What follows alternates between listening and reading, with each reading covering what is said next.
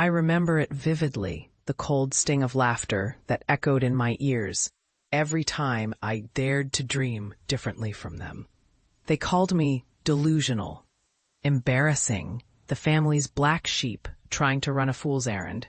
My ideas were absurd, becoming a painter in a world obsessed with money, or starting a game development studio when everyone knew you needed connections and millions to even get started. But I believed, I clung to that belief with everything I had. When I first announced my dream, my sister rolled her eyes. "You'll never make a living with paintbrushes and dreams," she sneered, dismissing my passion as childish. My parents shook their heads. "What's wrong with a normal job? Why throw your life away on something so foolish?" Their words cut like knives, but I refused to be broken. I fought through mockery and doubt, pouring every ounce of my soul into my art, into coding late into the night, into building something from nothing. Years passed. I battled rejection after rejection, failed projects, lost clients, moments when I wondered if I was chasing ghosts. My art portfolio grew, my game engine ran smoother, and I kept pushing. Slowly, the tide turned. I started gaining recognition, then clients, then a loyal following. My studio grew, small but fierce, a beacon of perseverance and passion. And then, the breakthrough. A game I poured my heart into hit the charts. Critics praised it, players loved it. I had finally cracked the code. Money poured in.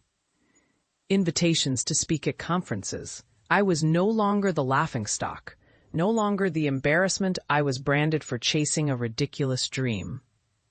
One day, I booked a flight home. I wanted to show them what their doubts had almost made me forget. That I was capable of more. That I was right all along. I returned a different person, confident, successful, transformed. The house hadn't changed much. Still the same old walls, same chipped paint, familiar smells of burnt toast and yesterday's laundry. But everything felt different. I walked through that door not as a failure, but as someone who had fought tooth and nail to defy their expectations. My parents looked up from their cluttered kitchen table, eyes wide in stunned silence. They saw it then. My portfolio. My latest game on a tablet. The awards displayed prominently on the shelf. Their faces drained of color, unsure whether this stranger before them was the same loser they ridiculed years ago. "Mom, Dad," I said, voice steady but filled with emotion. "You told me I'd never make it. You laughed at my dreams, said I'd be nothing but a disgrace. Look at me now. I built this from nothing. My failures, my sacrifices, my tears. I didn't give up because I believed in what I had to offer. I believed in myself." Silence, the air thick with unspoken words. Then my mother's trembling voice broke through, a whisper tangled with regret. "We never saw your pain or your strength." My father looked away, ashamed. But I knew the truth. This was their moment of reckoning.